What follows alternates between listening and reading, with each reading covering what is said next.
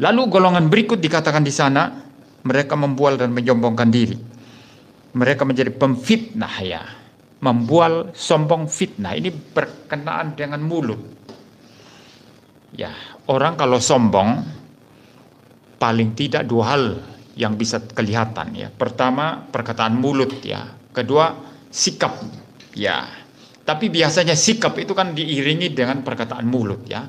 Sehingga memang kesombongan seseorang itu dilihat dari lebih banyak dilihat dari perkataan mulut ya. Kalau sikap bisa saja orang kelihatan mungkin karena dia sibuk ya. Lalu lewat, kok tidak tegur saya? Oh sombong dia sekarang. Itu perasaan kita saja. Ya mungkin dia bukan sombong, memang dia ada kesibukan lalu lewat tidak tegur kita kan? Ya tidak berarti sombong. Tapi kalau dalam kata-kata sering itu orang sombong itu terlihat dari kata-katanya. Ya, membanggakan diri, ya membual. Istilah membual ini saudara menyatakan sesuatu yang sebetulnya tidak pernah dialami, tidak pernah terjadi pada dia. Dan itu keadaan yang tak pernah mempunyai hubungan dengan dirinya sendiri. Misalnya ngaku-ngaku saya lulusan luar negeri gitu ya. Ya itu kayak ustadz mu'alaf itu. Stephen Indra Wibowo itu. Itu etnis Tionghoa itu. Ngaku-ngaku dulu Katolik. Kalau saya tidak salah dia berkata saya imam di katedral di Jakarta. Ya. Lalu kemudian mulai bersaksi di YouTube. Pernah sekolah di sini di situ. Ada lagi satu namanya itu Bangun Samudra. Ya. Yahya Waloni. Jadi rektor di Papua katanya. Banyak sekali ustadz gadungan itu. Ya. Yang kerjaannya cuma menghina Kristen, lalu membangga-banggakan latar belakang pendidikan mereka dulu, padahal tidak pernah mereka lakukan itu. Itu bohong semua itu. Ya, Irena Handono ngaku dari Katolik. Ya, Stephen Indra Wibowo juga tadi itu ngaku dari Katolik. Bangun Samudra.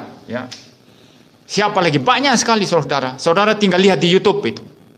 Sombong sekali, begini, padahal omong kosong semua itu. Tidak pernah sekolah di Italia. Ada yang ngaku-ngaku sekolah di Vatikan. Ya. Ada yang ngaku lagi sekolah di Israel. Padahal gampang itu sekolah di Israel. Ya. Jadi saudara, begitu banyak kebohongan. Ini ciri khas membual. Menceritakan sesuatu yang tidak pernah terjadi pada dirinya sendiri.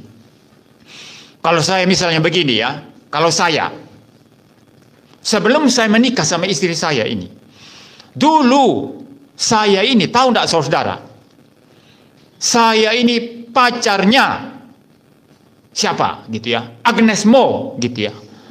Wah saudara percaya enggak? Ya jangan ketawa saudara percaya enggak? Ini membual namanya. Itu namanya membual. Dan banyak manusia sekarang memanfaatkan media sosial, Facebook, YouTube untuk membual apa saja. Karena orang nggak mungkin teliti mereka kan. Dia tinggal misalnya di Papua sana, dia punya channel YouTube, dia boleh sombong-sombongkan apa saja. Siapa yang mau selidiki dia di sana? Ya, orang-orang sana pun mungkin tidak peduli. Masing-masing orang punya kesibukan. Jadi orang bebas membual, berbohong. Ini berkenaan dengan hukum keberapa tadi yang dibaca dari firman Allah? Ke-9. Jangan bersaksi dusta. Dan biasanya kebohongan semacam ini ada kaitannya dengan kesombongan untuk membanggakan diri, membesarkan diri. Pernah ada satu pendeta di Amerika. Ya. Diundang ke satu tempat untuk berkhotbah. Setelah dia datang ke sana, dia khotbah. Selesai khotbah dia kembali ke gerejanya. Sampai di gerejanya waktu dia berdiri di mimbar dia bilang, saya minggu lalu waktu diundang di tempat sana, yang hadir sekian ribu orang katanya.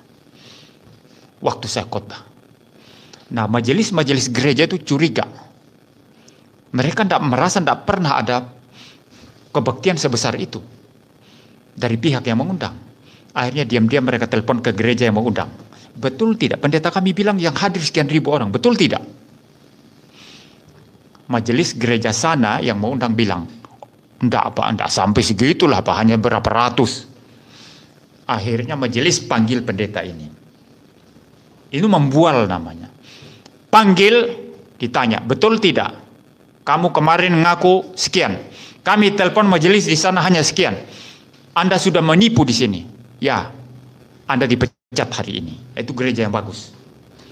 Pendeta itu kan kerjanya di atas mimbar, memberitakan firman Tuhan. Tapi kalau mulutnya ini membual, dia tidak layak untuk memberitakan firman Tuhan. Tidak boleh. Ya. Itu menipu, walaupun kelihatan sepele ya. Tapi itu menipu. Kenapa dia berkata, yang hadir misalnya hanya 100-200 orang. Lalu dia bilang, 1.000-2.000 orang. Supaya dipuji. Itu sombong. Dia sedang membual di sana. Sedang menyombongkan diri. Bagi saya ini tidak berbeda dengan pendeta-pendeta sekarang yang suka membual naik turun sorga. Ya. Suka naik turun sorga. Pendeta Pari Aji bahkan berani berkata, saya seroh dengan Yesus. Kok bisa seroh dengan Yesus? Yesus itu kan Tuhan.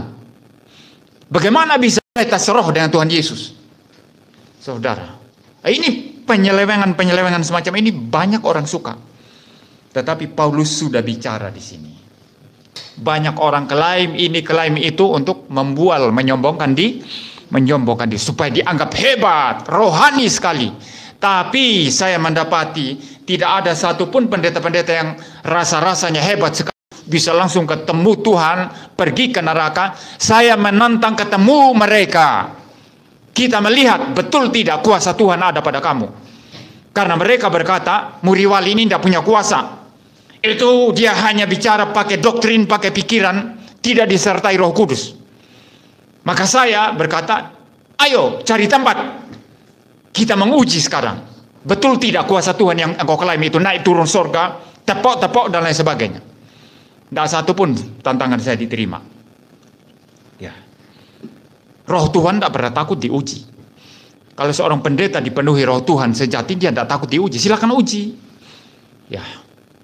Pendeta itu kalau bersih ya, tidak takut diuji, saudara. Tidak perlu takut diuji.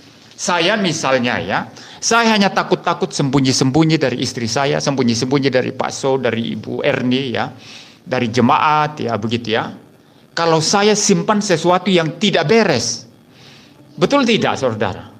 Saya misalnya punya will ya, simpanan begitu. Semua tidak tahu, misalnya ya. Saya simpan-simpan, tentu saya sembunyi-sembunyi. Tidak mungkin saya berani berkata, siapa berani buktikan saya? Saya pernah berzina sama siapa? Saya pernah selingkuh sama siapa? Nah mungkin berani, saudara.